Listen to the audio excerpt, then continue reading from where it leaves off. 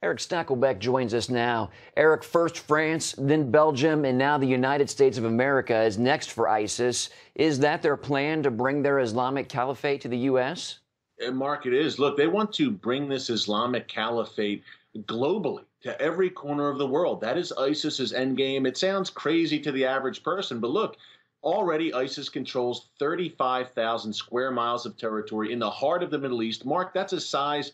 That's an area the size of Great Britain. So they're gradually expanding this thing in the Middle East. But the reason I wrote my book, ISIS Exposed, Mark, is really to give the American people an education on what's happening right in our backyard. Look, I think a lot of times folks think of ISIS and they think, well, that's thousands of miles away. It's in the Middle East. It doesn't affect me here. Well, Mark, I'll give you an example of how it does affect us. Just last month, the FBI Director, James Comey, made a very stunning statement. He said that in all 50 U.S. states, that includes Alaska and Hawaii, right now we have active investigations ongoing into ISIS-related activity on U.S. soil. So basically, Mark, what the FBI director is saying is that, look, we have a network of sympathizers and supporters of ISIS in every state in the union. So the barbarians are not just at the gates, Mark, they're inside the gates.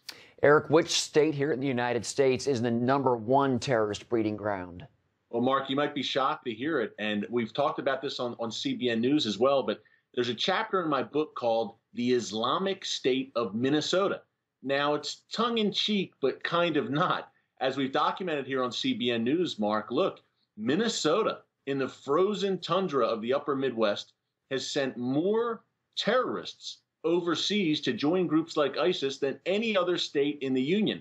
That's astounding, Mark. We've seen over the past 7-8 years or so, dozens of residents of Minneapolis and St. Paul, a very nice place, a place with a high standard of living, a prosperous place. Dozens of residents of those two cities have traveled overseas to join ISIS. So ISIS appeals to Western youth in a way that Osama bin Laden never did. Why is that?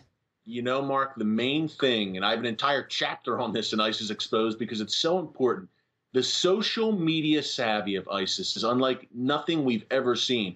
Whether it's Facebook, Twitter, Instagram, YouTube, Mark, they are all over social media.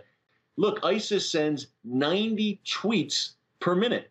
These are not the old days, Mark, where it was, Osama bin Laden in a cave standing in front of a green screen and droning on for an hour in Arabic.